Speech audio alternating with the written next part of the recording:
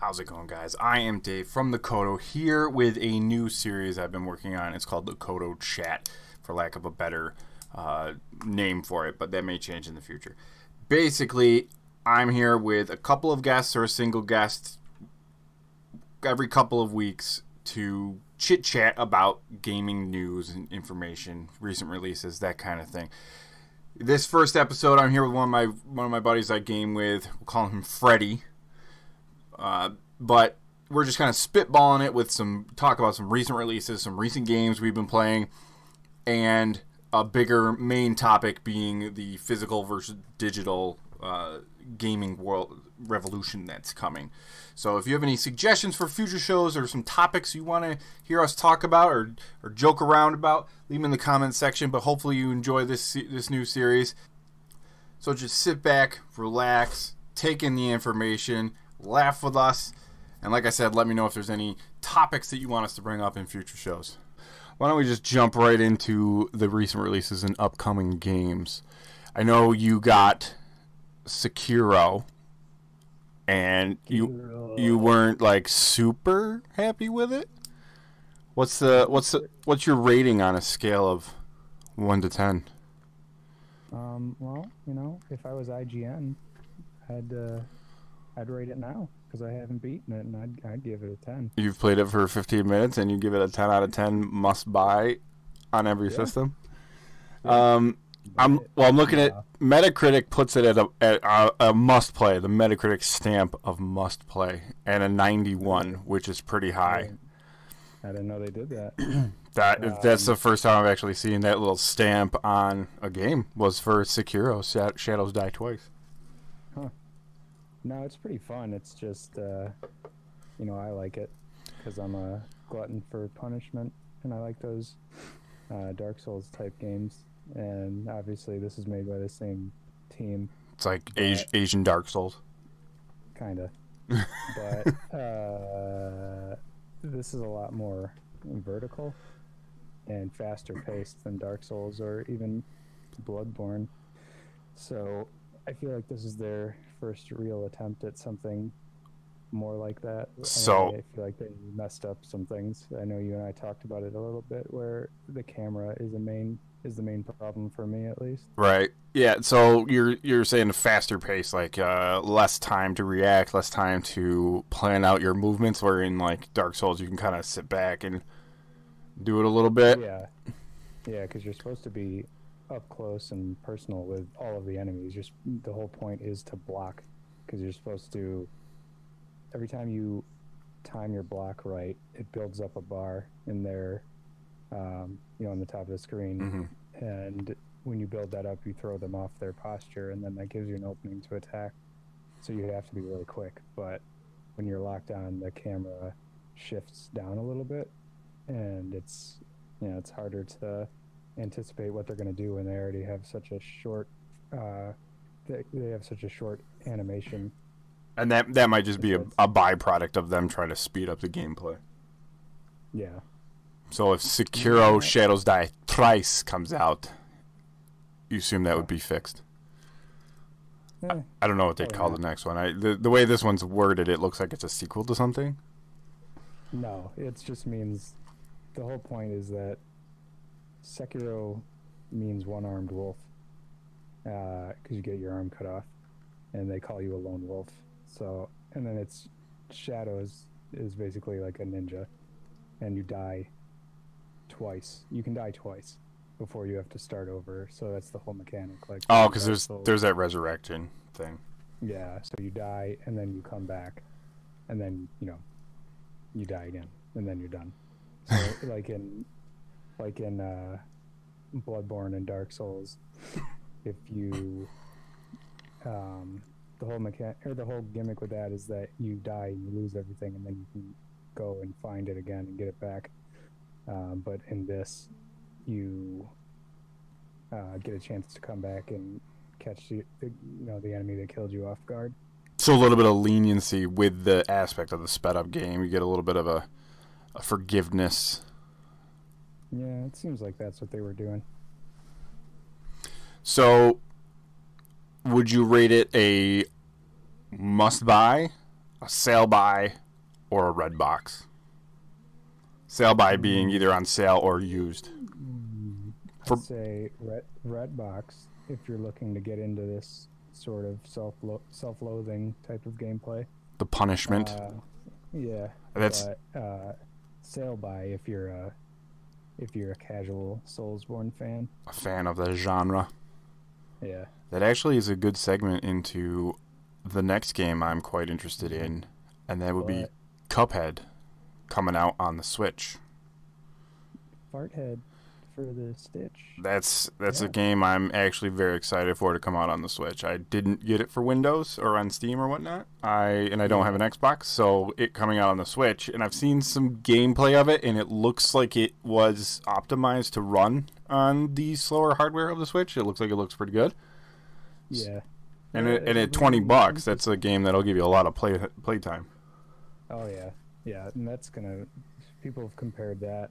They've said that's like the Dark Souls of platformers. So, I mean, that immediately made me want it. So you haven't played it on the PC either? No. Okay.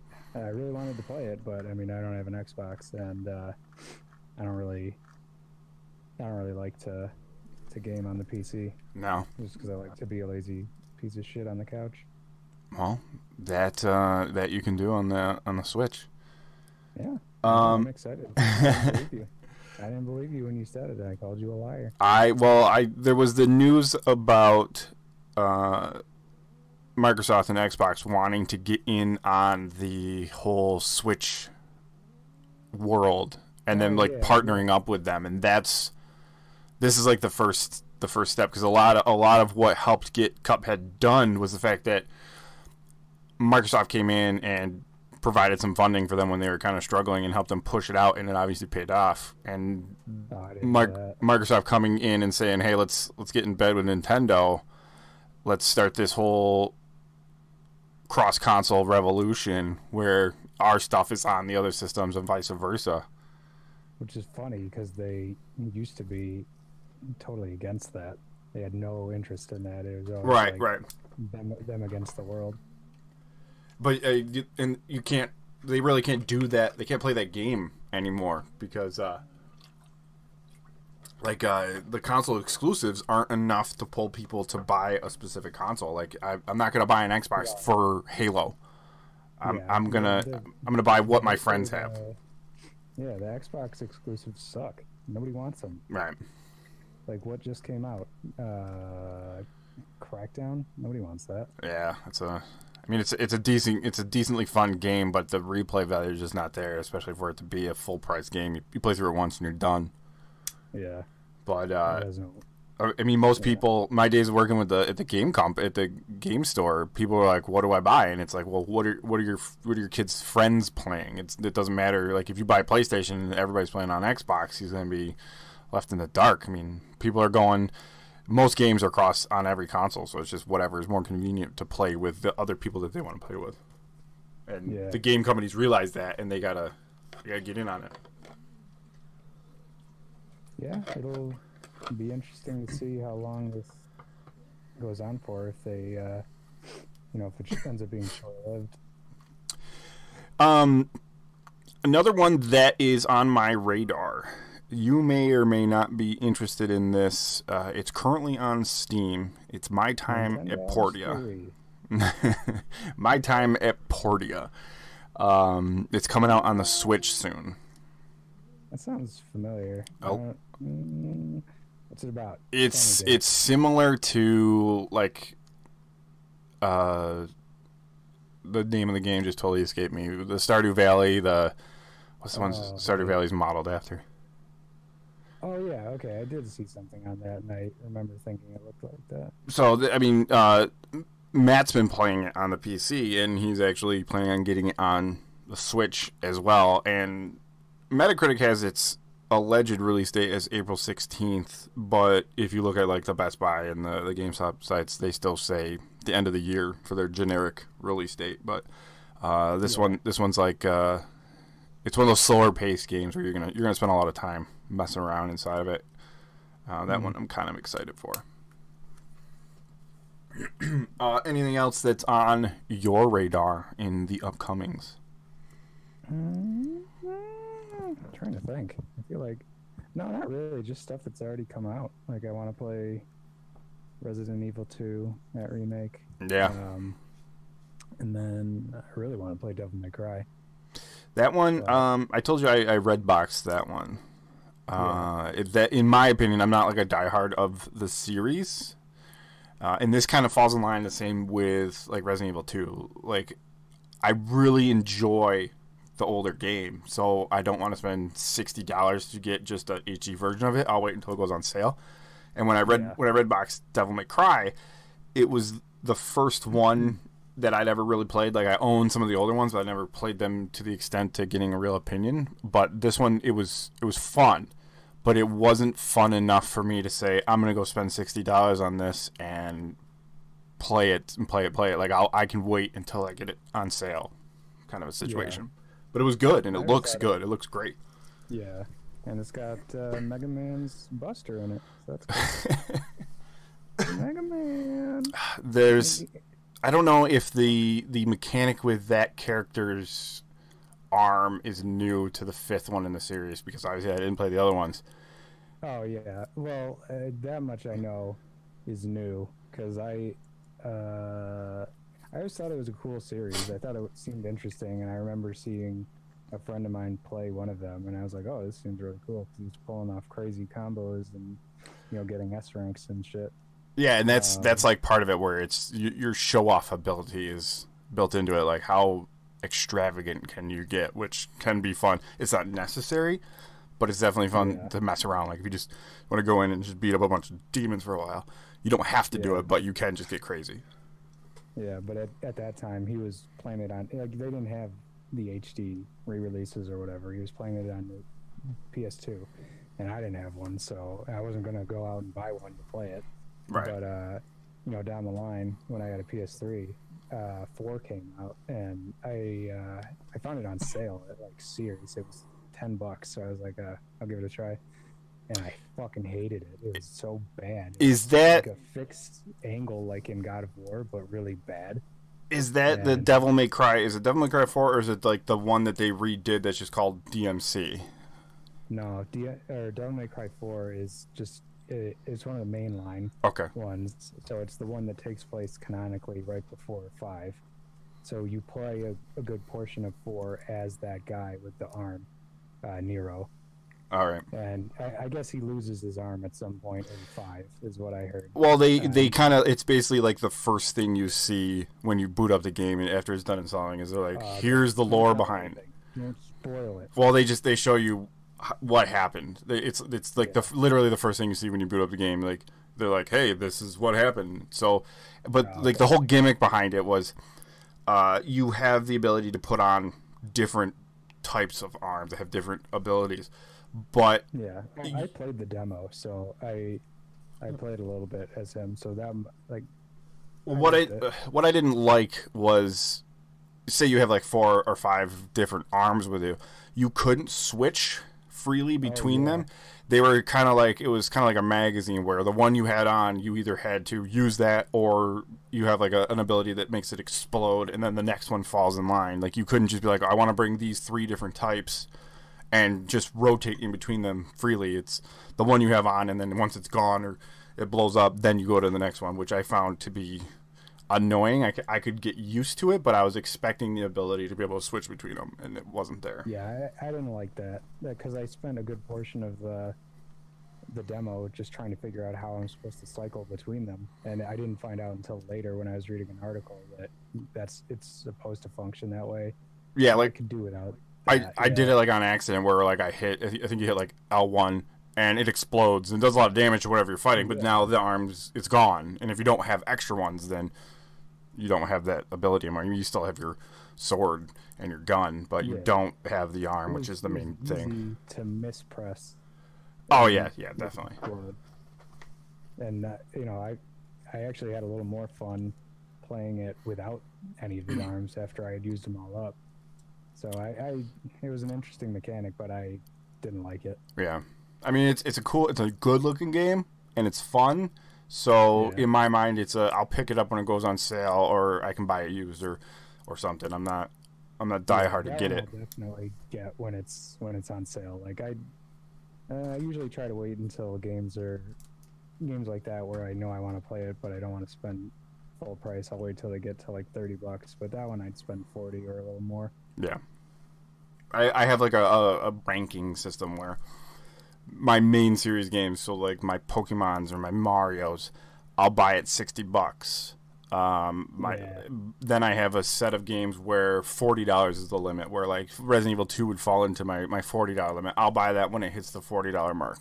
And then I have the bottom of the barrel, like I'm not in a hurry to play, but I can wait for them to hit the 20 or lower mark, and then those are the ones that I'll just kind of like pick up when it hits the $20 or $15 to $20 mark, and I don't need to play it today, but I plan on playing it, so I grab it while it's cheap and on sale. So that's my gauge on what game I'm going to buy is when they hit those price points.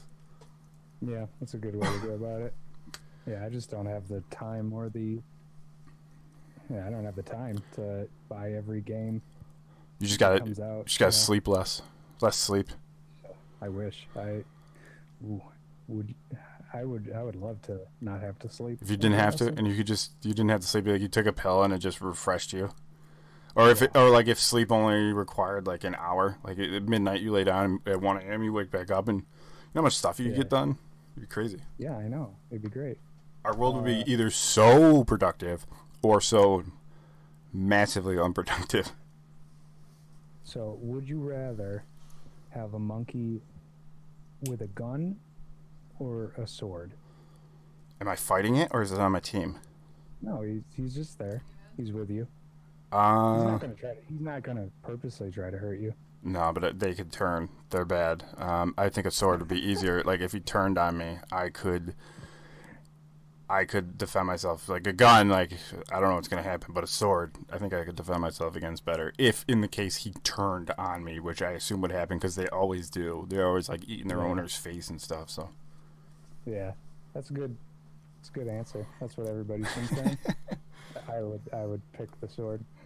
The reason I asked that is because in Sekiro, there's monkeys with guns, and they got rifles, and there's some with samurai swords, and they fucking suck. Well, in that case, I feel like a monkey would be better trained with a samurai sword. No, they're not trained. Oh, okay. Neither of them are trained. I assume that in that world, the samurai sword they would be better trained with than a gun.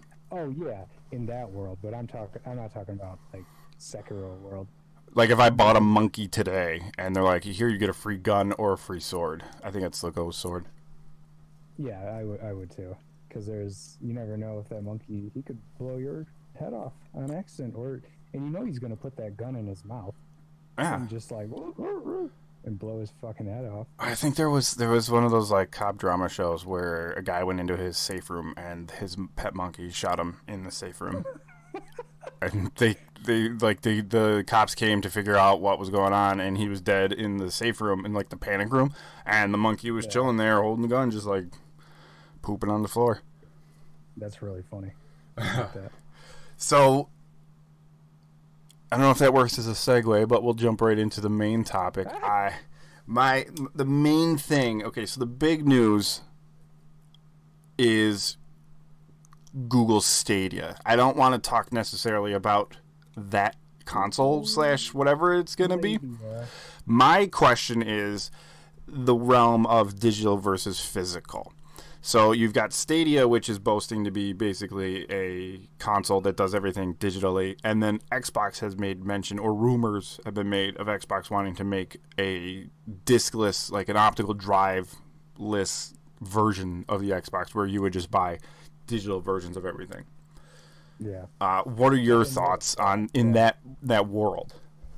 I don't hate the idea of it, but I don't think it's possible right now because it's not going to work for everybody. There's going to be people in remote areas where they don't have that good of internet.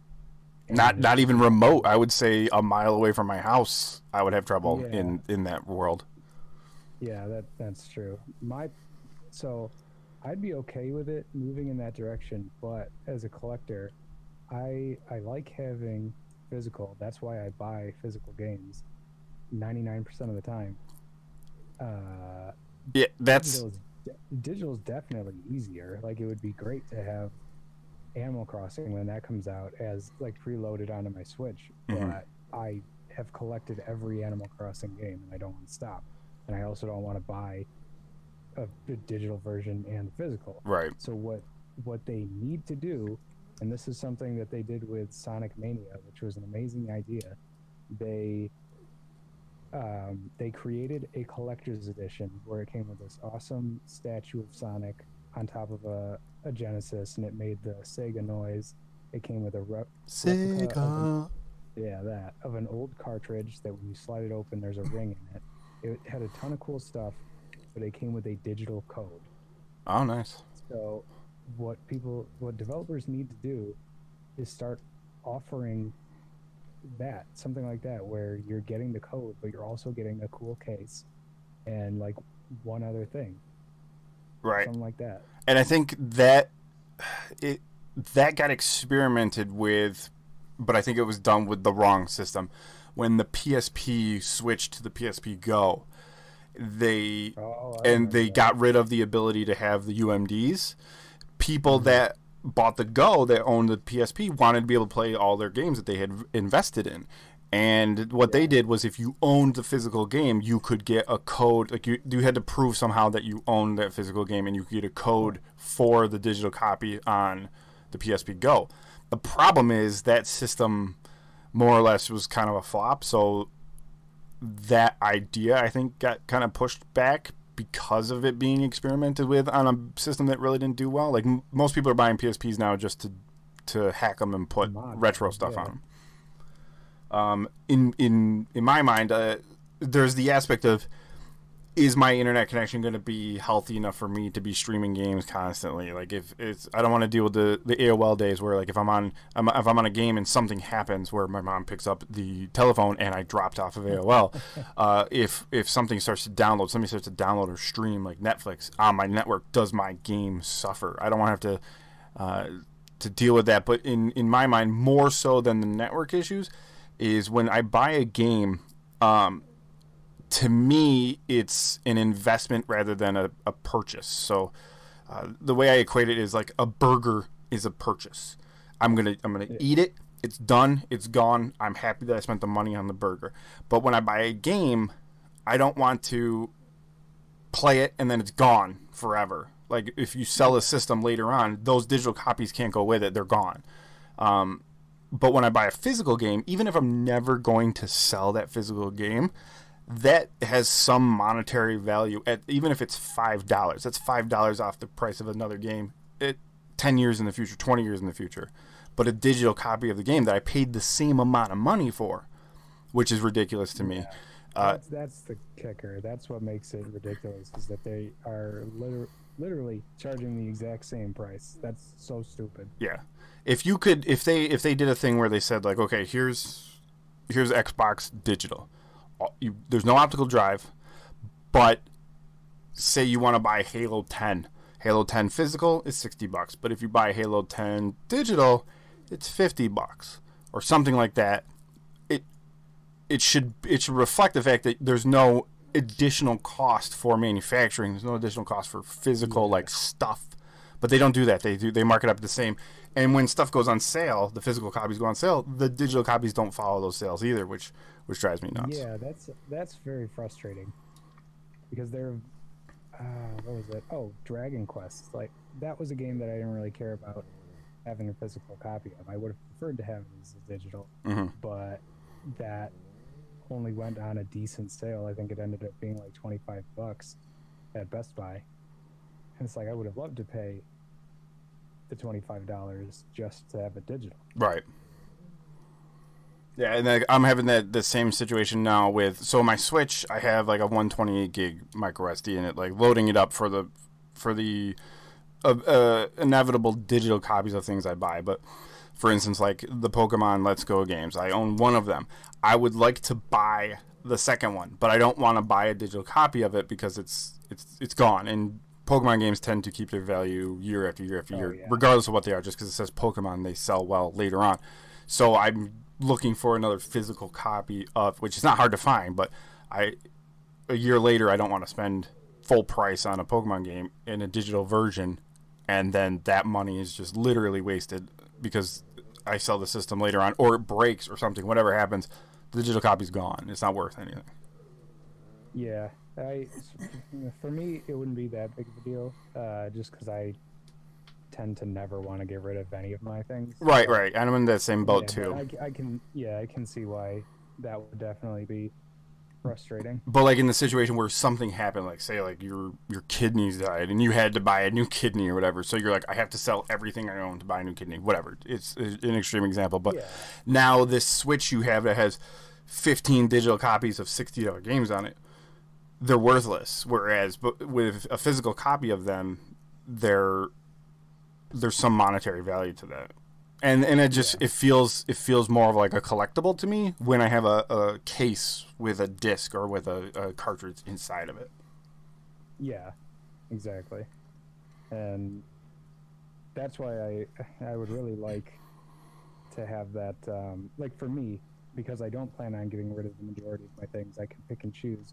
And it would be cool, like I was saying earlier, if more retailers had like a normal physical version, and then they would also sell it would be the exact same thing. It would be the case, but with a code in it. Mm-hmm. That way you could have that case. And then if that was one where you knew you weren't going to get rid of it, like, well, Zelda's a bad example because I would always buy physical for that.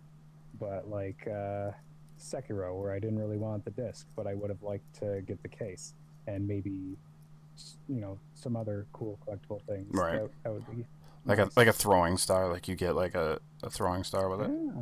Yeah, or those coins from the. Oh yeah, the ones that you want to make into a sandwich, but it would just ooze out the middle of the coin because there was a hole. It'd be fine. It'd be fine.